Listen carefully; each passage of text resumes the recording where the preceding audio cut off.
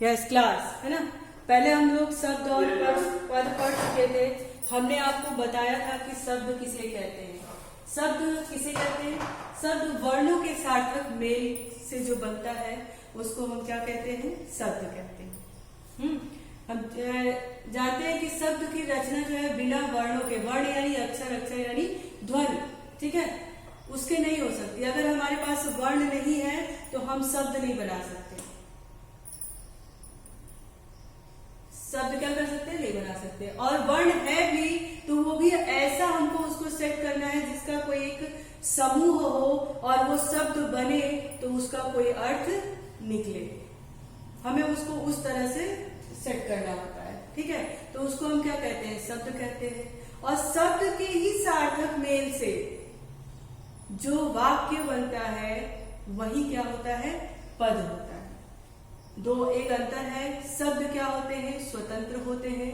शब्द से को मिला करके हम कई वाक्य की रचना कर सकते हैं। और वाक्य क्या होते हैं? वो स्वतंत्र नहीं होते हैं। वो शब्दों पे व्याकरणिक दृष्टि से कारक चिन्हों द्वारा बंधे होते हैं।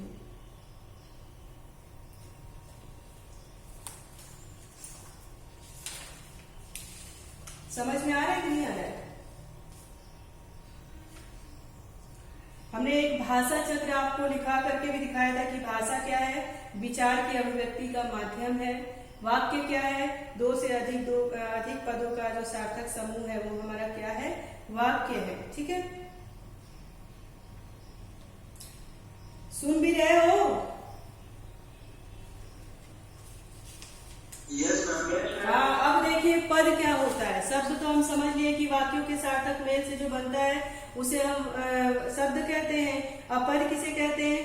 शब्द भाषा की वह स्वतंत्र इकाई है, लेकिन वाक्य में प्रयुक्त होने पर इन शब्दों का अस्तित्व स्वतंत्र न रहकर वाक्य के लिए वचन से, हमने भी बताया था कि कारक चिन्हों द्वारा, व्याकरणिक दृष्टि से, है ना, तो वही कहते हैं कि इसका अस्तित्व स्वतंत्र न रहकर, यानी जो शब्द है वो स्वतंत्र न रहकर, जब स्वतंत्र वाक्य में बदलता है तो वो स्वतंत्र न रह करके वाक्य के लिंग, वचन, कारक और क्रिया के नियमों में अनुशासित हो जाता है, यानी उसके अनुसार उसको होना पड़ता है। शब्द जब तक रहता है तब तक वह स्वतंत्र रहता है, परंतु जब वह वाक्य में बदल जाता है तो उसमें लिंग की भी जरूरत पड़ जाती है, वचन की जरूरत पड़ जाता है, कारक चिन्हों का पड़ जाता है ना। तो इन सब चीजों को मिला करके वाक्य की रचना होती है। तो शब्द स्वतंत्र हो जाता है, परंतु जब वो वाक्य में प्रयुक्त होता है, एक प्रश्न आपका इससे आया था, जब वो वाक्य में प्रयुक्त हो जाता है तो उस अपनी स्वतंत्रता का अस्तित्व खो देता है ना। वो फिर लिंग, वचन, कारक चिन्हों के द्वारा के अधीन हो जाता है, उनके ऊपर हो जाता है, वो स्वतंत्र नहीं रह जाता। अब देखिए वे क्या कहलाते हैं? पद कहलाते हैं, ठीक। अब शब्द है, मान लीजिए हमारे पास शब्द है मोहन। अब ये सिर्फ मोहन है तो हम मोहन से कई वाक्य बना सकते हैं। मोहन अगर शब्द सिर्फ है तो वो स्वतंत्र है, उससे हम बना सकते हैं कि मोहन जा रहा है, मोहन खाना खाता है, मोहन हंसता है, मोहन रोता है, मोहन गाता है, मोहन जो भी। लेकिन जब अगर हमने उस मोहन को वाक्य में प्रयुक्त कर दिया कि मोहन पढ़ने में अच्छा बच्चा है, ये हमने एक वाक्य बना दिया, अब वो मोहन शब्द स्वतंत्र नहीं रह गया, वो कारक, वचन, लिंग के उसमें व्याकरणिक दृष्टि से बंध गया, तो वो पद में बदल गया। जब तक वो मोहन था तब तक तो वो फ्री था, वो किसी भी वाक्य में उसको फिट किया जा सकता था। लेकिन जब मोहन वाक्य में मिल गया तो मोहन क्या हो गया? एक तो संज्ञा हो गया, दूसरा क्या हो गया? पुल्लिंग हो गया, तीसरा क्या हो गया? वचन हो गया, एक वचन में आ गया, वो पुरुषवाचक हो गया। मतलब इन सब चीजों से व्याकरणिक दृष्टि से वो बंध गया, वो स्वतंत्र नहीं रह गया। जब वो बंध गया तो वो क्या हो गया? पद में बदल गया। आया समझ में? आया समझ में? मतलब कुल कहने का मतलब कि जब शब्द वाक्य में प्रयुक्त हो जाता है तो वो पद कहलाता है। और इनमें अंतर क्या है? शब्द स्वतंत्र होता है और पद स्वतंत्र नहीं होता है। ठीक, अब देखिए पद की, हाँ हाँ पद की डेफिनेशन है कि जब भाषा की स्वतंत्र इकाई है, लेकिन शब्द क्या है, भाषा की स्वतंत्र इकाई है, लेकिन वाक्य में प्रयुक्त होने पर इन शब्दों का अस्तित्व स्वतंत्र न रहकर वाक्य के लिंग, वचन, कारक, क्रिया के नियमों से अनुशासित हो जाता है, व्याकरण के नियमों से बंध जाता है, और तब ये क्या हो जाता है, पद हो जाता है। एक लाइन में अगर कहें तो वाक्य में जब शब्द वाक्य में प्रयुक्त हो जाता है तो वो पद बन जाता है, उसको हम क्या कहते हैं, पद कहते हैं। ठीक है, अब पद के नियम भी जानेंगे। अभी तक तो हमने जाना कि शब्द जब वाक्य में परिवर्तन हो जाता है तो वो पद बन जाता है, और शब्द और पद में अंतर जानिए कि शब्द स्वतंत्र होता है, पर पद क्या होता है, वो व्याकरणिक दृष्टि से लिंग, कारक, वचन से वो बंध जाता है, तब वो स्वतंत्र नहीं रहता है। ठीक, वाक्य में प्रयुक्त होता है, उसी को हम पद कहते हैं। इतना हमने जान लिया। अब हम जानेंगे कि पद के नियम क्या है। ठीक है, और नियम पे विशेष गौर करिएगा, क्योंकि यही नियम से ही उठा करके प्रश्न आपके बनेंगे। ठीक है, तो देखिए नियम क्या कहता है कि यदि शब्द में कोई न कोई रूप साधक, यानी अगर शब्द किसी का रूप ले ले, साधक प्रत्यय अवश्य लगता है ना। अब जैसे मान लीजिए कि हमारे पास वो बच्चा, ठीक है, बच्चा एक शब्द है, अब उसमें प्रत्यय लगाना हो तो क्या करोगे, बच्चा का क्या करोगे, बच्चे लिख दोगे, ए प्रत्यय लग गया उसमें, यानी वो रूप ले लिया। बच्चा जो है, बच्चा शब्द है, ए प्रत्यय लगा करके एक रूप साध लिया, बच्चे का रूप, यानी क्या हो गया, बच्चा बच्चे में बदल गया। यानी बच्चा की बात हमने की तो एक बच्चे की बात की, अब बच्चे की बात की तो ढेर सारे बच्चे की बात हो गई, यानी एक रूप उसने ए प्रत्यय लगा करके एक रूप अपना लिया उसको, है ना। अब देखिए, जैसे देखिए बच्चे ने सेब खाया, इसमें ए प्रत्यय लग गया, बच्चों इधर आओ, ओ प्रत्यय लग गया, बच्चों को बुलाओ, बच्चों और बच्चों, ओ और ओ, है ना, अनुस्वार की भी वहां पे जिक्र हो जाता है।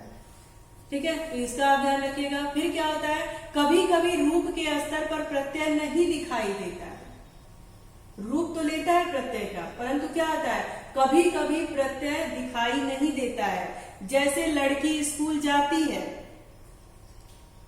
लड़की स्कूल जाती है ना, तो अब स्कूल जाती है, अब लड़की प्लस शून्य, शून्य का मतलब है यहाँ पे प्रत्यय नहीं दिखाई दे रहा है, आपको ई की मात्रा जरूर दिखाई दे रही है।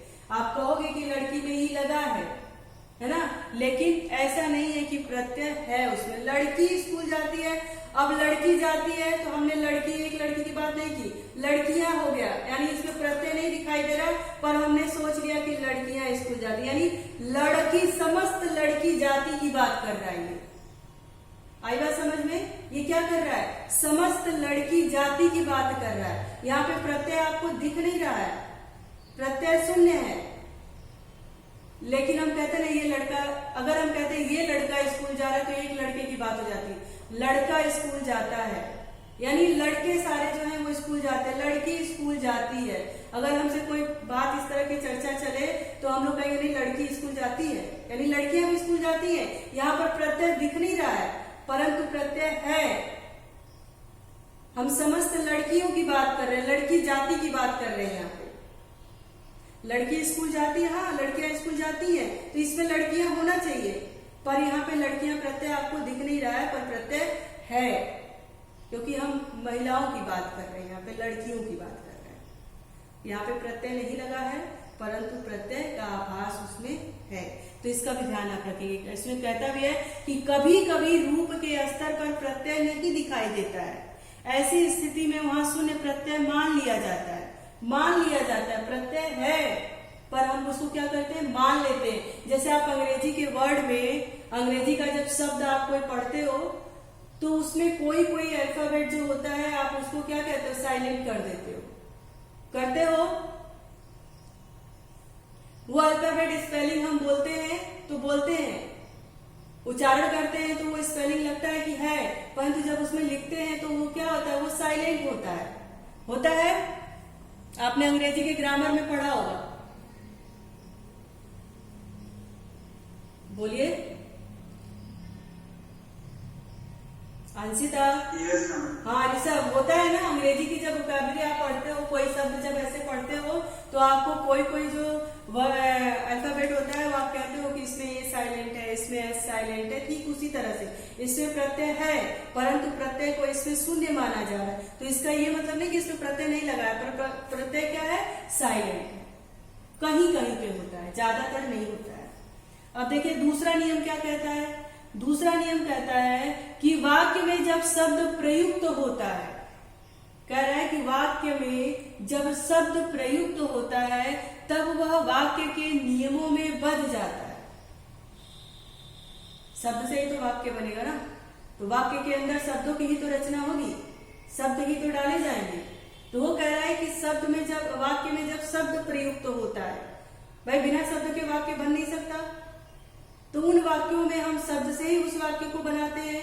तो नियम नंबर 2 कह रहा है कि जब वाक्य में शब्द प्रयुक्त होता है तब वह वाक्य पद के नियमों में, वाक्य के नियमों में बंध जाता है और उसकी स्वतंत्रता क्या होती है, खत्म। तब शब्द स्वतंत्र नहीं रह जाता, क्यों, क्योंकि वो पद बन गया है, वाक्य के नियमों से वाक्य में बंध गया है और उसके नियम से वो बंध गया है। उसके बाद देखिए क्या है कि वाक्य में प्रयुक्त शब्द किस जगह पर आएगा और उसमें कौन सा प्रत्यय लगेगा, इसका चयन उस भाषा की संरचना और नियमों के आधार पर होता है। इसीलिए बार बार कहा जाता है ना, जब आप वर्णमाला भी पढ़ते हो तो उसमें कहा जाता है कि वर्णों के सार्थक समूह से शब्द बनता है और शब्दों के सार्थक समूह से वाक्य बनता है या पद बनता है ना। तो सार्थक नहीं होता तो हम कोई भी शब्द कहीं से भी उठा करके रख देते, तो उसमें ना आपको ये नहीं समझ में आता कि यहाँ पे व्याकरण की दृष्टि से ये कहाँ सही है कहाँ गलत है।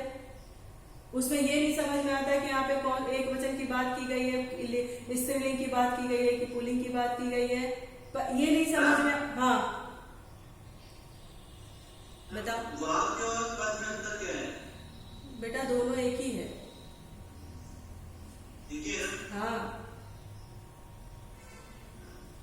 पहले हम लोग पद पढ़ते थे, वाक्य पढ़ते थे, है ना, पद उसी को कह रहे हैं आप। जैसे आप यहाँ पे बार बार सुन रहे हो ना कि वाक्य में जब शब्द प्रयुक्त होता है तब वह वाक्य के नियमों से बंध जाता है और उस शब्द की स्वतंत्रता क्या होती है, उसकी खत्म हो जाती है। उसी को हम क्या कहते हैं, पद कहते हैं। अब देखिए वाक्य में प्रयुक्त शब्द ही पद कहलाते हैं। जो वाक्य के अंदर हम लोग शब्द रखते हैं, है ना, और वो व्याकरणिक नियमों से बंध जाता है, वही शब्द फिर पद में बदल जाता है। क्यों, क्योंकि शब्द वाक्य बन गया, एक सेंटेंस बन गया। आ रहा है समझ में, आ रहा है समझ में? Yes ma'am. हाँ सभी लोग को आ रहा है कि बस किसी किसी को आ रहा है? हाँ देखिए क्या कह रहा है कि नियमों के आधार पर, जैसे अब मान लीजिए कि यहाँ पे है कि लड़की सेब खाना, लड़की अलग हो गई, सेब खाना हो गया, अलग हो गया और खाना अलग हो गया। इससे हम मान तो लेते हैं कि इसमें कहने की कोई, ये शब्द जो है ये कहना चाहता है कि लड़की सेब खाती है या लड़की सेब खाएगी या लड़की सेब खाती है ना। लेकिन क्या किया है, अलग अलग लिख दिया है। पहले लड़की लिख दिया, फिर सेब लिख दिया, फिर खाना लिख दिया। हम अंदाजा तो लगा लेंगे कि इसका यही वाक्य बनेगा, लेकिन क्या ये व्याकरणिक दृष्टि से गलत है। इसका सही क्या होना चाहिए, लड़की सेब खाती है। अब लड़की सेब खाना, अंदाज तो लगा लिए कि हाँ लड़की को सेब खाने की बात कराई जा रही है, लड़की को सेब खिलाने की बात कराई जा रही है, लेकिन यहाँ पे खाना नहीं होगा। क्यों, क्यों नहीं होगा बताइए? खाना नहीं होगा, क्यों नहीं होगा, कौन बताएगा? लड़की सेब खाना, यहाँ पर खाना नहीं होगा, कौन बताएगा? ये किस दृष्टि से गलत है?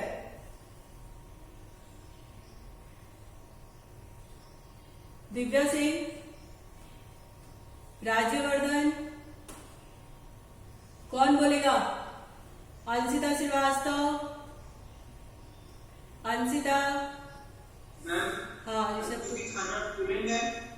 हाँ तो हमें खाना से तो लड़के स्त्रीलिंग है। हाँ हमको एक लड़की से जोड़ना है इसको। लड़की जब स्त्रीलिंग है तो लड़की सेब खाता थोड़ी है, लड़की सेब क्या करता है? खाती है। तो हमने लिंग के माध्यम से समझ लिया कि यहाँ पर खाना नहीं होगा, खाती होगा। अब समझ में आया कि शब्द क्या है? शब्द जब वाक्य में प्रयुक्त होता है तो वो नियमों के वशीभूत हो जाता है। जब वो वाक्य बनता है तो वो स्वतंत्र नहीं होता। अगर वो स्वतंत्र नहीं होता है तो उसका उपयोग हम कहीं भी इधर उधर नहीं कर सकते। आया समझ में कि क्यों ये व्याकरणिक दृष्टि से बच जाता है? क्यों जब शब्द पद में परिवर्तित होता है तो वो नियमों में बंद करके रह जाता है। आ रहा है ना समझ में? क्योंकि लड़का सेब खाती है नहीं कह सकते, लड़का सेब खाता ही है। और लड़की सेब खाता है ऐसा भी नहीं कह सकते। लड़की सेब खाती है, वहां पे लड़की के आधार पर उसकी जो विशेषता है खाने की उसको हम लोगों ने बदला। ठीक है, अब देखिए तीसरा नियम क्या कहता है। तीसरा नियम कहता है कि वाक्य में प्रयुक्त होने के बाद शब्द कोई न कोई प्रकार्य अवश्य करता है। ध्यान देना, वाक्य में प्रयुक्त होने के बाद शब्द कोई न कोई प्रकार्य अवश्य करता है। शब्द से पद बनाए जाने की प्रक्रिया का यह सबसे महत्वपूर्ण तथ्य है। जैसे माँ ने बच्चे को मिठाई दी, माँ ने क्या किया? प्रकार्य तय हो गया इसमें। माँ क्या है? वो शब्द है। मिठाई क्या है? शब्द है। बच्चा क्या है? शब्द है ना। और नियम के अनुसार बच्चा क्या हो गया? बच्चे में यानी ए प्रत्यय उसमें लग गया और ये प्रत्यय आपको दिखाई भी दे रहा है इसमें, यानी बच्चे को मिठाई दी। अब देखो इसमें कह रहा है कि माँ ने बच्चे को मिठाई दी। अगर अलग अलग जोड़ेंगे तो ये तो स्वतंत्र हो जाएगा, अलग मिठाई, बच्चा, माँ, है ना। लेकिन जब इसको हमने पद में परिवर्तन कर दिया तो माँ ने बच्चे को मिठाई दी, एक प्रकार एक उसका कार्य तय हो गया। माँ बच्चा मिठाई नहीं रह गया, जो माँ है वो मिठाई बच्चे को दे रही है। आया समझ में? बच्चे ने माँ को मिठाई दी, यहाँ पे माँ ने बच्चे को मिठाई दिया, बच्चा भी माँ को मिठाई दे रहा है, एक प्रकार है उसका तय हुआ। उसके बाद देखिए इसको कैसे बता रहा है कि प्रथम वाक्य में माँ शब्द कर्ता का प्रकार्य कर रहा है। जो प्रथम जो उदाहरण हमने दिया कि माँ ने बच्चे को मिठाई दी, अब इसमें कर्ता कौन है? माँ है, वो मिठाई देने का काम कर रही है। और दूसरे में क्या है कि बच्चे ने माँ को मिठाई दी। शब्द का देखिए इधर से उधर हुआ तो उसका प्रकार्य बदल गया, कार्य बदल गया उसका, है ना। पहले उदाहरण में क्या था कि माँ बच्चे को मिठाई दे रही थी, यानी माँ करता थी काम, जो मिठाई देने का कार्य कर रही थी वो कौन थी? वो माँ थी। दूसरे में क्या हो गया? बच्चे ने मिठाई माँ को दी। अब इसमें कर्ता कौन हो गया? बच्चा हो गया। दूसरे वाक्य में बच्चे शब्द कर्ता का प्रकार्य कर रहा है और माँ शब्द कर्म का, यानी माँ के ऊपर वो कर्म कर रहा है। पहले में उदाहरण में क्या था? माँ बच्चे के ऊपर कर्म कर रही थी। कौन सा कर्म कर रही थी? उसको मिठाई देने का काम कर रही थी। दूसरे में क्या था? बच्चे ने माँ को मिठाई दिया, उसमें बच्चा कर्ता हो गया और वो मिठाई कर्म कर रहा है। किसके ऊपर कर रहा है? माँ के ऊपर कर रहा है। आ रहा है समझ में? आ रहा है समझ में?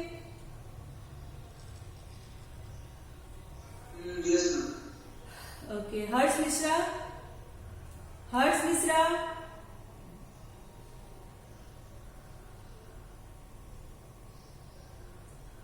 आरजू सिंह,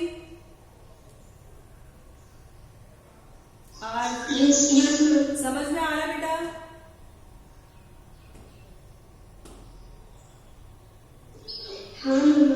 क्या आ रहा है? शब्द किसे कहते हैं?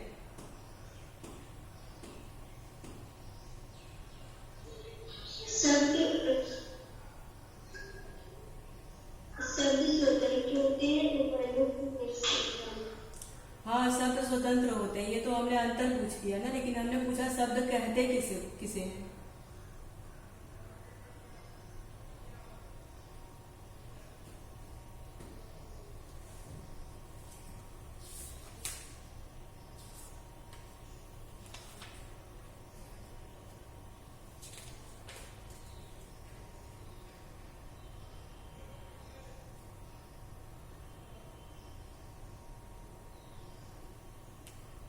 शब्द कहते किसे हैं भैया? शब्द आप लोग क्लास 6 से पढ़ते आ रहे होंगे। हम वर्णों के मेल से बनते हैं। वर्णों के कैसे मेल से?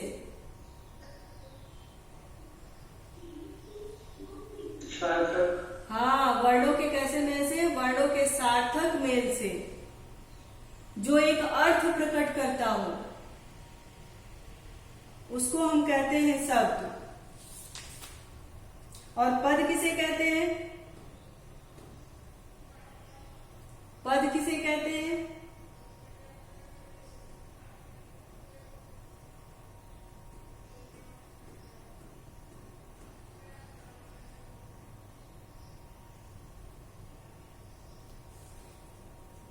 ऋषभ,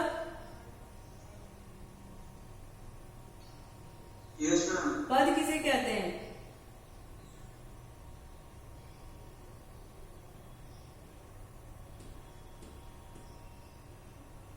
जब कोई शब्द स्वतंत्र रहकर व्याकरण के नियमों में पड़ जाता है तो उसे पद कहते हैं। उसे हम पद कहते हैं, यानी वाक्य में प्रयुक्त शब्द ही पद कहलाते हैं।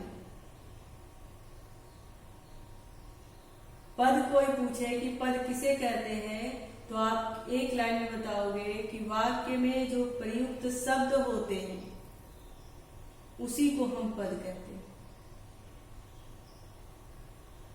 वाक्य जब हमारा नियमों के उसमें बस शब्द जो हमारा है वो नियमों से बध जाता है, कारक लिंग वचन आदि से जब बध जाता है तो वही पद कहलाता है। यानी वाक्य शब्द हमारे जब वाक्य में परिवर्तित हो जाते हैं तो वही क्या होते हैं?